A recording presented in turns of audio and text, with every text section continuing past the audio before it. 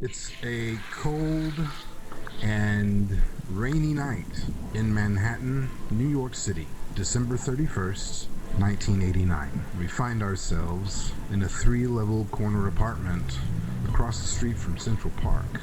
This is no normal apartment. In this apartment is where Blythe lives. Blythe, tonight, your plans are an elegant party. It's one of the small joys in your life is once in a while you get to go out and experience the scene. And in moments like this, you get to sit at your large vanity in a massive closet, and we see you in the mirror, getting ready for your evening out. What do we see? I'm sitting in front of my vanity, and Blythe has very short, almost black hair, chin length, very short. She's young, she has a very round face, pointed chin, very big eyes, but they're haunted. They're blank. They're the color of new moss. They don't have a lot of spark in them. So she's kind of just going through the motions, but she has a smile on her face. She's excited for this party. You see really lavish makeup products on her vanity, all organized according to what they are, what product it is, whether it be concealer, foundation, hairbrush, whatever. She's wearing, I don't know if anyone's versed in Lolita fashion. She is less cutesy, more sexy, has a very deep V-cut black dress. It's long, but not like floor length, more like mid-calf. It's sequiny, but not like overly flashy, not like cheap sequins, like really nice, elegant dress. She has a bright red purse slung over her, and it matches the color of her lips. Bright red purse. The doctor is downstairs in the basement. It's where he spends a lot of his time, even outside business hours. And you hear the little intercom thing from inside your bedroom. He beckons you down. She gets up and she goes to the intercom.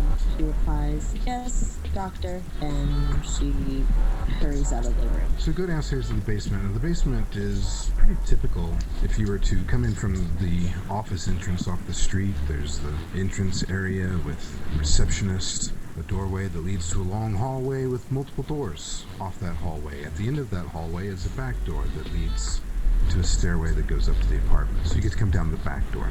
As you come in from the back door, you see down the hall of doors. Some you've been through, some you haven't. At the end of it is the door that would lead to the receptionist office and then out to the street. You know which one is his office, and so you go to that one. Do you say anything to him when you come in? No, I don't. I just go to his side, and I'm straight, my posture's straight, but my head is looking to the ground. I'm not looking him directly in the eyes, looking at his shoes. He has that energy that you've grown familiar with. He doesn't look at you. He's poring over some papers of some sort or another. He says, "Plans have changed. Someone's coming over. Go change." My face drops. I look even sadder than before, if that could have been even possible. And I ask permission to speak, sir. What do you want to know? Who's coming over, sir? A stranger. Somebody new. Don't be sad. I don't want your eyes all puffy. Yes, sir. Okay. I will go change. Thank you, sir. And I hop out of the room. Annoyed that he kind of just told me over the intercom, I slowly wipe off my bright red lipstick. It's when you hear the doorbell ring, and you don't have to answer this. You have somebody in the apartment who answers your door for you. And you know it's not for you.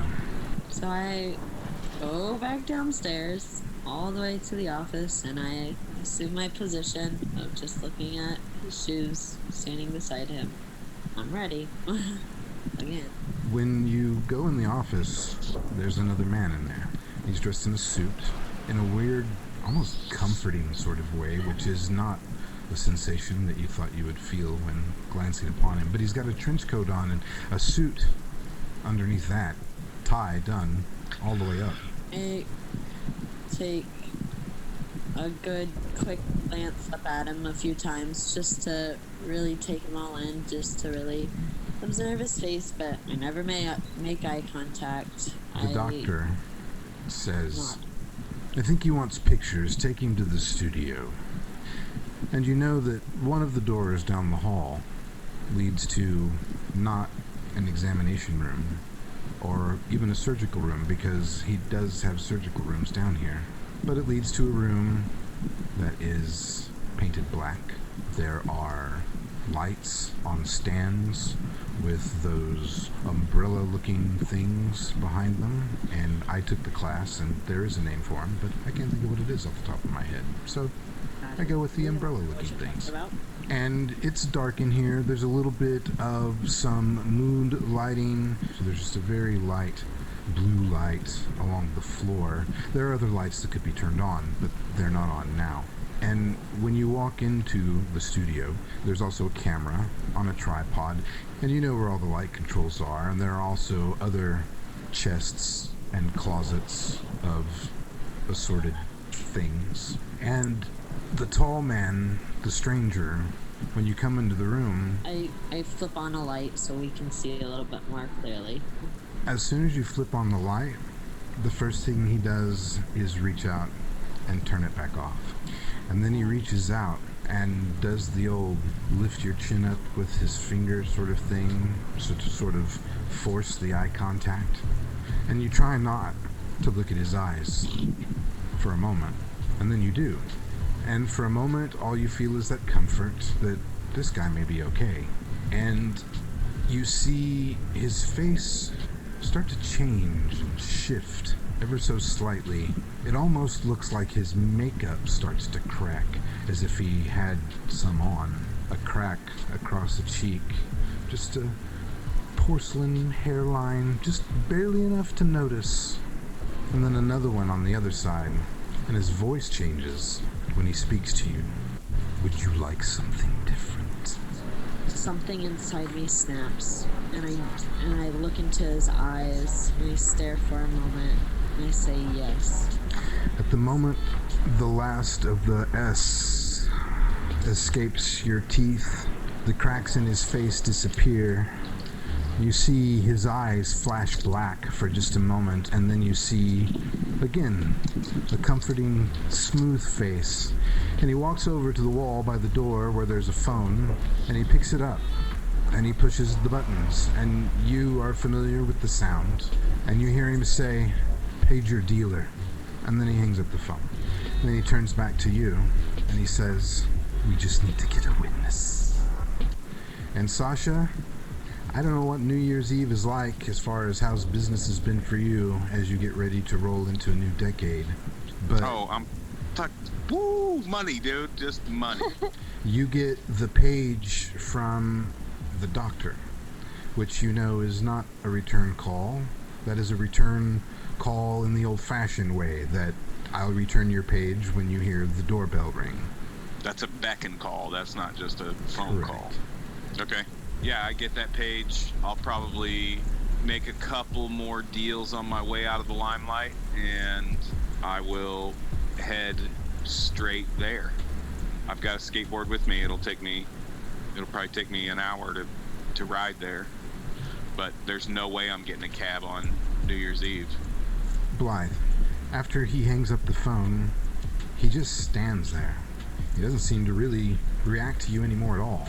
Sir, what should we take the photos? That way the doctor isn't suspicious, sir? There's nothing. Nothing. Okay. Follow me this way, sir. And I'll lead him out of the room. When you go to take his arm, he pulls it back. You look up at him to get a read as to what is going on with this guy. And when you look at him, his face is completely cracked, all like shattered glass, except that there's actual splits in the cracks with darkness beyond. And his eyes are white with just the smallest little black pinpoint of a pupil. And you realize at that moment his entirety has changed. He's no longer in a suit. He's no longer wearing a coat. He's completely just wrapped in leather from head to toe, with links of chain and spikes and different sorts of hunks of rusted metal and various other sorts of weird instruments hanging from links and loops from his arms, from his waist, from his hips.